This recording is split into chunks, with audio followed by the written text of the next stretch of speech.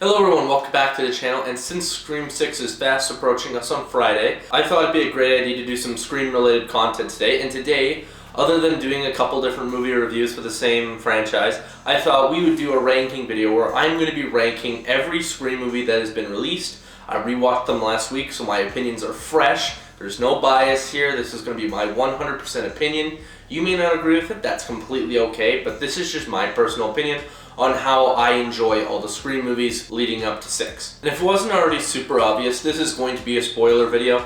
If you haven't seen these movies and don't want to be spoiled, I highly recommend clicking off the video now. I'm going to spoil it, I'm going to be talking about them in depth. They've been out for a while, so you don't really have an excuse for not seeing them if you wanted to see them, so just saying. Now before I get into this video full on, I do want to say that there are a couple universal things I do want to talk about with these movies that I don't want to be going over and over and over again, and that is comedy and horror. These two things are in every Scream movie. They're universally probably the best thing about it, so I'm not going to be covering them individually for every movie. Some do it better than others, but just take this ranking as which one does these two things better, and then I'm going to just be adding on points for other reasons maybe why I like the movie or dislike the movie. And also you can count the cast in this too, because everyone in every movie is fantastic. I don't think there's a movie where someone is necessarily worse than before. I think everyone does a fantastic job in every movie, so I'm not going to be discussing that either because they're all just so goated. They're all so good in this movie. But getting that all out of the way, we are going to start with my least favorite of the franchise,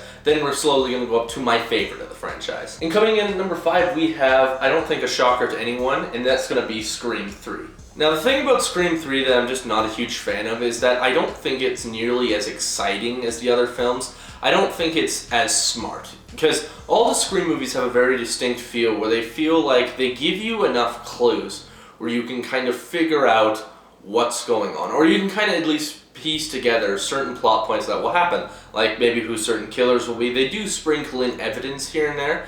And this movie, after rewatch, I really didn't feel like they did that enough, because when they reveal the killer, they do show some, I guess, a little bit of like evidence and stuff, and they throw it in there slightly, but it's not nearly enough to a point where I think anyone would really assume that it would be him. It's more of a cop-out, and some people could say, well, that's good for a whodunit, and like, I guess it's, if you want to get your expectations like in another way, yeah, absolutely, but I just don't feel like it was justified, and I don't think it was done in a great way.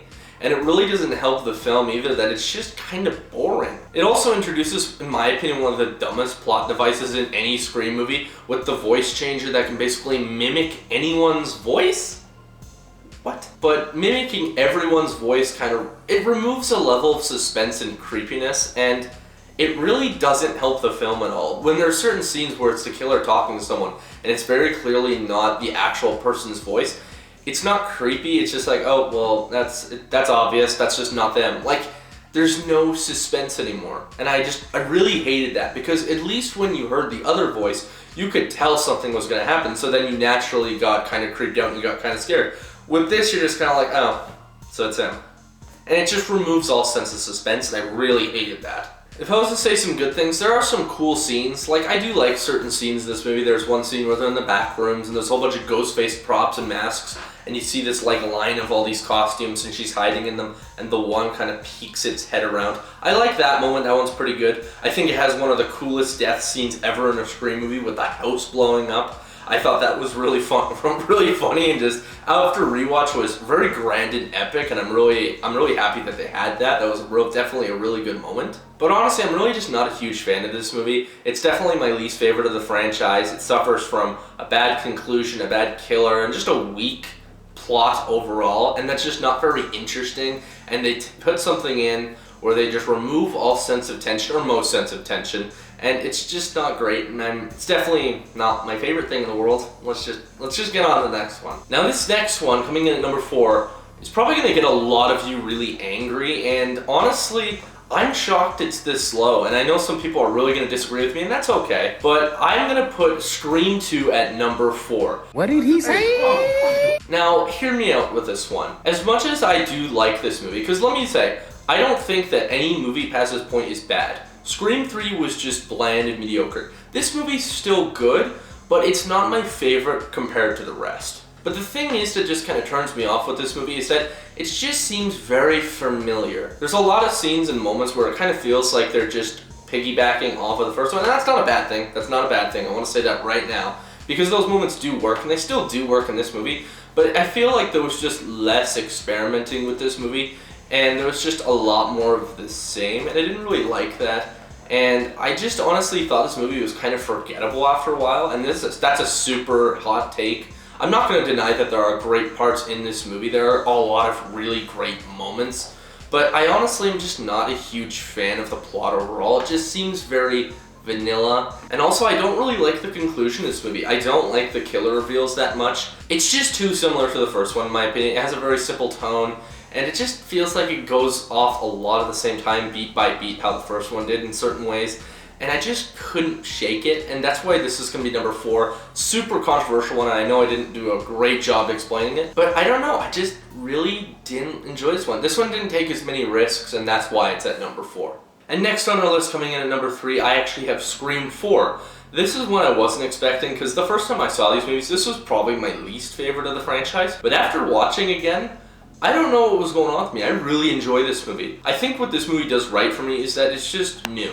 You know, it's similar to a certain extent, it's very familiar, but also injects a lot of new life into the franchise, and it's really exciting. I actually thought this one was a lot better paced than the other ones. There's always something to be engaged with and interested in. They're throwing constant little evidence, little sprinkles of evidence, a lot of really great sequences too that I was a really big fan of. And there was just a lot more to this movie than, in my opinion, the other 2 films that I talked about. I also really like the new cast in this movie. They all do a really fantastic job. Jill is fantastic. Definitely one of the better Ghostfaces. And that one scene where she's just beating up on herself to try and make it seem like she was attacked as well, and that Ghostface actually shot himself before he went out, is such a great moment, and it's so physically just well done. And how kind of funny it is, but kind of like, holy crap, this is like hardcore. Such a great moment. And when she's going to the hospital and the cameras are around her, and then she realizes that Sydney's alive, such a great moment. And it's really cool in effect, and it's different because she wins basically by the end. She doesn't totally win, but she makes it seem like she wins until Sydney comes back, and obviously the movie ends like a lot of Scream movies. But it's different in that way, and I could really respect them for that. Another thing I really like was the violence in this movie. The violence in this movie is a lot more over the top than the other Scream movies, and it's a lot more just disgusting. And as much as I feel like a freak saying it, I did enjoy it. It is noticeable, and it does have some of my favorite kills in the franchise, like the one scene with the cop when he gets stabbed in the neck, and he kind of is walking away. I don't know why, but I just really like that scene. It's very drawn out and very suspenseful, and it's just very creepy how he kind of watches him just slowly die. I don't know what it was, I just thought it was a cool sequence, and I thought it was a cool way of doing it as well. My one big complaint I have with this movie is the filter. What the hell? After rewatching this movie, it was so apparent that this filter was on. Wes Craven said he put this filter on because he wanted it to mimic sort of spoof movies and make it look a lot cheaper, and I don't really know why he did that. I can kind of get it in my head a little bit, but after watching the final product, it just makes it look so incredibly bad. Certain shots are overblown, every light and just really bright light is just super overblown, and it looks awful. It just looks super ugly, and I freaking hated looking at it. It does get better during certain night sequences. It doesn't look quite as bad, which is thank God. And it really maps some really good cinematography here, and it was such a damn shame, because I feel if you would have took that way, this movie would have been probably 10 times better than it already is, which I even think it's still pretty good. And coming in at number 2 on my list, I have Scream 5, or Scream 2022. Now this film I definitely did want to rewatch to make this video because I had a lot of recency bias. I thought that this movie, and the reason I was enjoying it so much is because we haven't had a Scream movie in a while, and that was the only reason I liked it. But after rewatching it, no, I still really enjoy this movie. Yes, it is extremely similar to the other films. It doesn't really have a whole lot of new ideas in it, but there are some things that I do truly appreciate about this movie. Number 1, this movie is just a damn good Scream movie. It's a really compelling whodunit. There's twists, there's turns, and there's a lot of just really great moments in it that just make it feel like this mystery that Scream is, and how you're constantly on the edge of your seat trying to figure out what's going on. And it does it extremely well in this movie. I really loved it. And I really liked how they treated the old characters as well as the new characters by making the actual new characters pretty good and pretty compelling. I liked seeing these new characters, and I didn't want them to die. And I was really hoping that certain characters wouldn't die. That do by the end of the film, unfortunately. But then I also really like how they handle the legacy characters. And another big thing I do want to address is Dewey's death. Now, this was kind of a controversial thing when it happened, and let me tell you, I cried a lot because, God, that guy's a goat, but That's why he's the MVP! That's why he's the GOAT! The GOAT!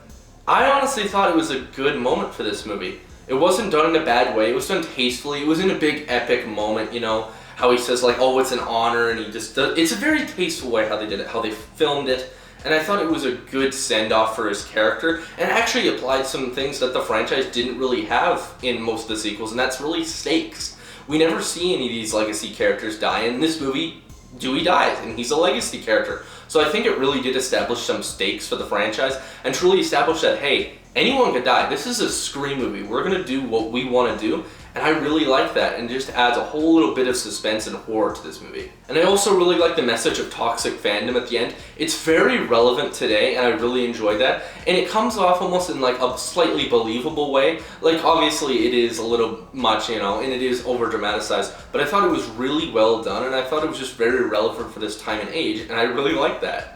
And like I alluded to before, I would say my biggest con with this movie is that it is familiar. It's not breaking any new grounds, it just adds some slight new life to the franchise, but it does it really well, and I really, really liked it for that matter. And then we come in at the number 1 spot. Everyone could probably assume what this one is, because if I didn't say this one, everyone would think I'm friggin' crazy, which I'm not crazy. Scream 1 is by far the best Scream movie ever made, and will always be. This is just peak Wes Craven, like, come on. Who doesn't like Scream? Who doesn't think that Scream 1 is the best of the franchise? I think you're crazy if you don't think that this is the best one. And that's just coming from a person who likes them all. This movie is just iconic in every way. What else can I say about it? I don't even have complaints about this movie, because if you've seen this movie, you know that it's a masterpiece of horror.